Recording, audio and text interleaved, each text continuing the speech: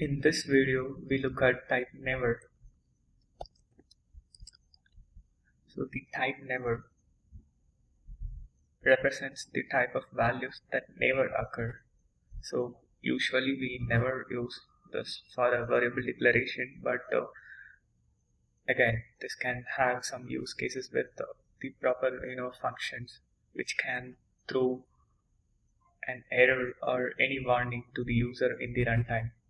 That function can be a simple function expression or even an arrow function expression which can return or which cannot return anything, but which is having the ultimate purpose of throws an exception, or it won't return anything to the user. So in that cases we can have the type never as a return type.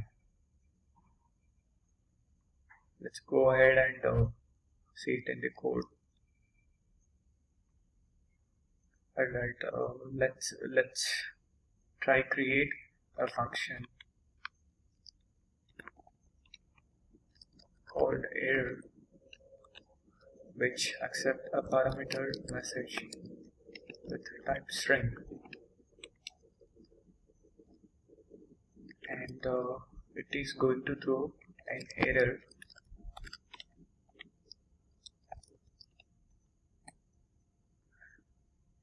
and the return type of this function is never. Since we know very well that we are not going to return anything, but we are going to throw an error in the runtime, so we can obviously set this type as never. So usually any function which is returning never must have not any reachable endpoint. That means here we are not doing any manipulations, or we are not going to return any data as a response, not a response, as a return. So it is just going to log and runtime error. Let's go ahead and create one more function which can make use of the error function, and inside this function simply return. So in this case, if you notice, this is a function which is internally going to return, or when we say return, this is going to call the error function. So let's go ahead and give some input. Something went wrong. Alright, let's call this function, and try that. And if you noticed, we got a runtime error saying that something went wrong. So yeah, this is what we call, right? The flow is we call file of method, function. So that function internally returning a function which is not ultimately going to return anything, but that will simply log and runtime error. So yeah, this works as expected. And if you notice, this error is type never. And then let's go ahead and check how this behaves in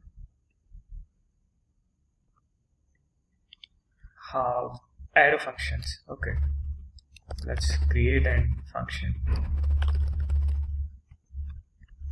which accepts parameter message type string, and what we are going to do is internally we are going to throw an error,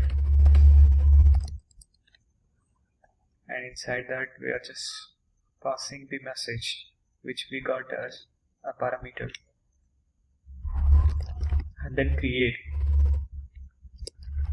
file function which is not having any parameter, but instead it is going to just call an error function. And then let's go ahead and give input.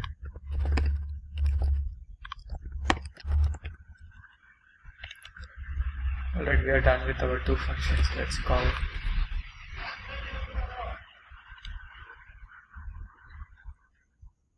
if you noticed, so this behaves similar to the earlier version. So anyhow, we are compiling this with a target of ES 2017, and we are just trying to see how it behaves with the arrow function. And yeah, so we got expected similar output.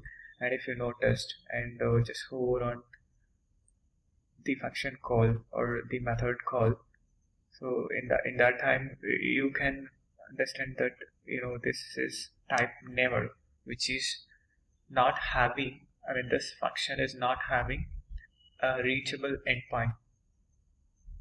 So yeah, and yeah, so we experimented the never type with the function and with the arrow functions. And let's go ahead and create one more yeah, so one more case where we are going to handle the infinite loop. So when I say infinite loop, it is not going to have any reachable endpoint. So let's check that as well.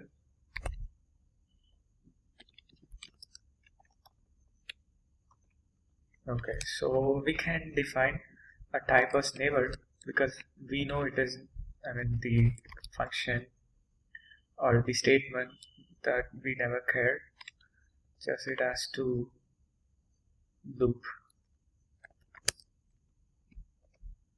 So yeah, so what we are going to try is, which is completely going to block our, not block, almost block our compilation. I mean if we run, not the compilation, if we run, so this will never end. And since as long as we are passing this dummy expression, so this will not have reachable endpoint. So let's go ahead and check. So this will break our page, I believe. Let's call infinite loop. If I go ahead and hit run,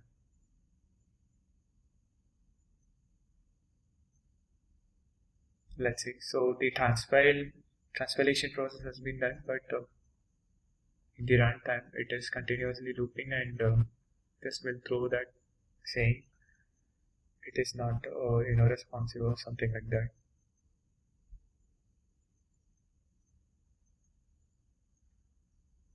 So yeah, we can write a bit more time. If I see, if you noticed, if I try interact with our editor, so it is not allowing me to do anything. So that means this page become irresponsive.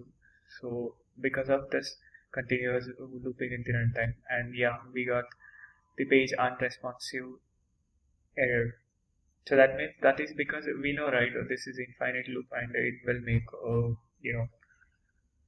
it will not allow us to end the process since it is invalid expression for the testing process. Alright, let's exit, and that's